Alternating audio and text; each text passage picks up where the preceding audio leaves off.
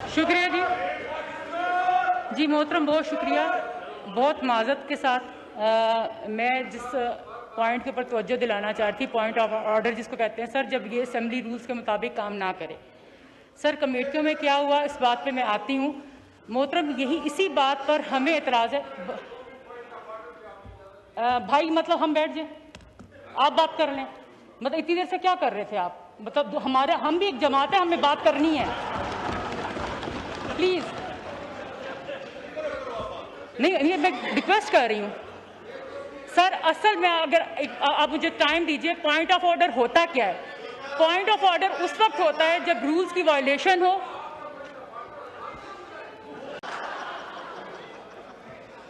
ये आप भी मिले हुए हैं जी सर। सर बात ये है कि मोहतरम हम यही रिक्वेस्ट कर रहे हैं तमाम मामलात के ऊपर कि इतनी जल्दबाजी क्यों दिखाई जा रही है।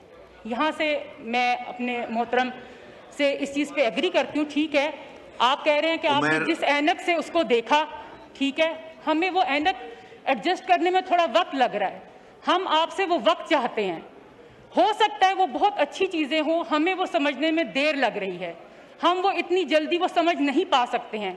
सर जब ये सब कुछ हम एक अवाम के फ़ायदे के लिए ही कर रही हैं, और वो अवाम जो असल स्टेक होल्डर है इस आइन की, सर ये आइन और रियासत जो है, ये आइन जो है मुआहिदा है एक रियासत और अवाम के दरमियान, एक इमरानी मुआहिदा है।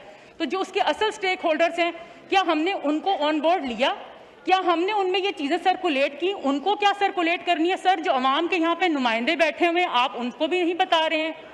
मोहतरम हफ्ते के रोज़ जो है ये बिल पेश होता है सेनेट के अंदर, और उसी टाइम मुझे 1:45 बजे एक कॉल रिसीव होती है कि जी लॉ एंड जस्टिस की कमेटी का इजलास है, आप फ़ौरन आ जाइए। 15 मिनट के अंदर सर मैं वहाँ पर पहुँचती हूँ तो एक पेपर मेरे सामने आता है और उस पर लिखा होता है कि सेनेट की स्टैंडिंग कमेटी ने हमें जो है एज अ स्पेशल इन्वाइटी हमारी कमेटी को इन्वाइट किया, और वो रूल्स के मुताबिक बिल्कुल ठीक था। हम स्पेशल इन्वाइटीज थे और हम ना कोई वोट कर सकते थे, ना हम उसमें हम एज उसको सिर्फ एक मॉनिटर कर सकते थे और देख सकते थे कि क्या हो रहा है। हुआ ये कि उसके बाद फ़ौरन उसी वक्त हमारे टेबल्स के ऊपर हमें एक मौसूल होता है, एक लेटर, और उसके अंदर उस नोटिस में लिखा होता है कि नेशनल असेंबली जो है वो कमेटी हमारी जो लॉ एंड जस्टिस की है वो बुलाई गई है, और हम जो है सारे जाके बैठे हैं और उसमें जो है जॉइंट मीटिंग हो रही है।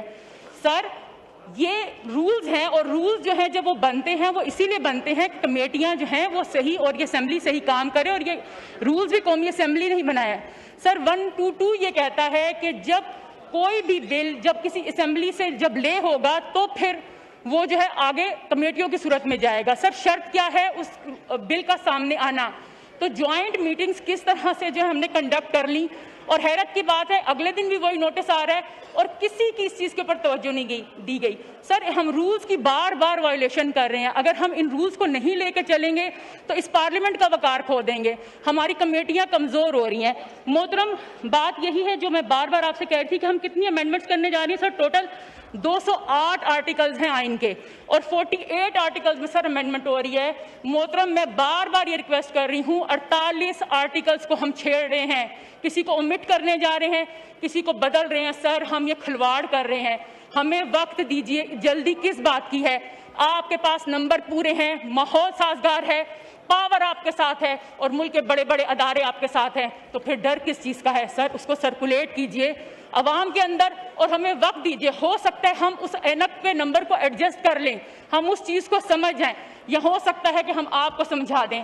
और सर जहाँ तक बात होती है ना, जो हम ये गेम खेल रहे हैं कि अवाम के फ़ायदे के लिए, अवाम के फ़ायदे के लिए, सर जहाँ तक मैंने पढ़ा है, क्योंकि मुझे तो इतनी जल्दी मेरा दिमाग इतना तेज़ नहीं है कि मैं 48 अमेंडमेंट्स के ऊपर जो है ना पूरा गौर कर सकूँ। तो सर जो मुझे समझ आई है, ये 3-4 जो है चीज़ें उनके गिर्द घूमता है। एक तो अदालतों को कमज़ोर करना, और तमाम इख्तियारात जो है ना वो एग्जीक्यूटिव के हाथ में दे देना। सर दूसरा, हम नवाजने की तरफ बहुत आगे हुए हैं।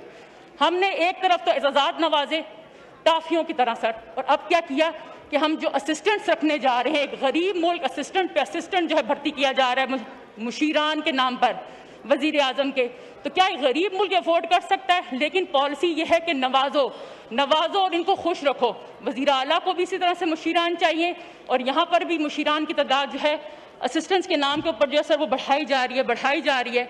सर फिर एक बात और मैं आपके सामने बताऊं, हम कभी जब यहाँ पर कभी भी लेजिस्लेशन करते हैं, हम कहते हैं कि इस चिक को ओमिट कर दिया जाए, तो मेरे सेक्रेटरीट की तरफ से असेंबली के एकदम से कहा जाता है कि नेगेटिव वोट है, आप इसको वापस लीजिए। लेकिन सर मुझे बताइए, यहाँ पर 3 शिकें आप ओमिट कर रहे हैं, तो क्या रूल्स आप लोगों के लिए अलग और हमारे लिए अलग? तो मेरी गुजारिश है अपने सेक्रेटरीट से कि वो हमें इस चीज़ पे बताएं कि कैसे हम ओमिट करेंगे। क्या अभी आप ये नहीं कहेंगे कि ये नेगेटिव वोट है? सर आप ओमिट करने जा रहे हैं 3 शिकों को, और वो भी कौन से शिकें हैं जो आपने 26 अमेंडमेंट में हमसे वादा किया। सर 26 अमेंडमेंट में जिन चीज़ों के ऊपर हम लोगों ने कमिटमेंट की, और ये कमिटमेंट सिर्फ ये नहीं थी कि हाँ जी हो गई, पार्टी टू पार्टी बड़े लोगों के दरमियान कमिटमेंट थी। आप पे किस तरह से कल को ये तबार करेगा कि आप लोग जो है उस बात पे पूरे उतरेंगे? आप कितनी शिकों को बीच में से निकालने जा रहे हैं? सर कॉन्स्टिट्यूशनल अमेंडमेंट की अगर बात, कॉन्स्टिट्यूशनल कोर्ट की आपने बात की और हमने बेंचेस के ऊपर हम सर आ गए, तो फिर आप किस तरह से कर रहे हैं? उनके आपस में जो जजेस हैं, उनके चीफ, वो भी, उनमें ये भी नहीं पता कि उनसे बड़ा कौन है। सर आप ऐसी फजा कायम कर रहे हैं, तजाद की, अनारकी की फजा सर कायम हो रही है। सर जजों की उम्रों में इजाफा, वही बात, उनकी ट्रांसफर का मामला, और जो जज वो ट्रांसफर नहीं कबूल करेगा हमारी तरफ से वो जबरन रिटायर्ड। सर ये किधर, ये हो क्या रहा है?